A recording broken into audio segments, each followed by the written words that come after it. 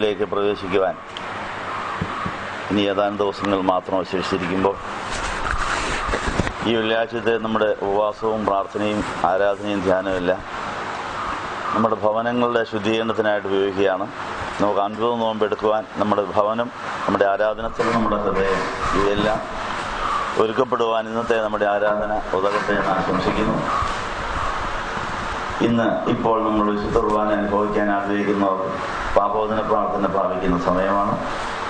നമ്മുടെ ഹൃദയവും നമ്മുടെ ശരീരവും നമ്മുടെ ഭവനവും നമ്മൾ വേല ചെയ്യുന്ന ഓഫീസും ഇവിടെ എല്ലാം ശുദ്ധീകരിക്കപ്പെട്ട അവിടെയെല്ലാം കർത്താവിനോടൊത്ത് നമ്മുടെ ഉപവാസവും പ്രാർത്ഥനയും കൊണ്ട് നമുക്ക് ബന്ധനവും അശുദ്ധിയും ശാപവും വരുത്തിയ പിശാചിനെ ഇറക്കി വിടാൻ വേണ്ടിയുള്ള ശുശ്രൂഷയാണ് നമ്മൾ ആഗ്രഹിക്കുന്നത്.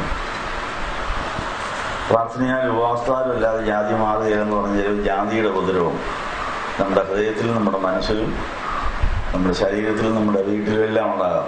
അത് വന്ന വഴി എന്താണെന്ന് തിരിച്ചറിഞ്ഞ് അതിനെ തിരിച്ചു വിടുവാൻ നമ്മുടെ ഭവനവും നമ്മുടെ ഓഫീസും നമ്മുടെ ജീവിതവും കർത്താവിൻ്റെ വാസസ്ഥലമായി മാറുവാൻ പുനഃപ്രതിഷ്ഠ ചെയ്യുന്ന സമയമാണെന്ന് ഓർപ്പിച്ചുകൊണ്ട്, കർത്താവെ ഞങ്ങൾക്ക് എത്ര ബന്ധനങ്ങളുണ്ട്, എത്ര അശുദ്ധികളുണ്ട്, ശാപങ്ങളുണ്ട്, പൂർവ്വശാപങ്ങൾ, ഇതൊക്കെ വെളിപ്പെടുത്തി അതിന് പരിഹാരം വരുത്തുവാൻ ഇന്നത്തെ കുർബാനതെന്ന് പ്രാർത്ഥിച്ചുകൊണ്ട് നമ്മളൊരു പാപോദന പ്രാർത്ഥനയ്ക്കായിട്ട് ഈ ദിവസത്തിലേക്ക് വരികയാണ്. ഓരോരുത്തർക്കായിട്ട്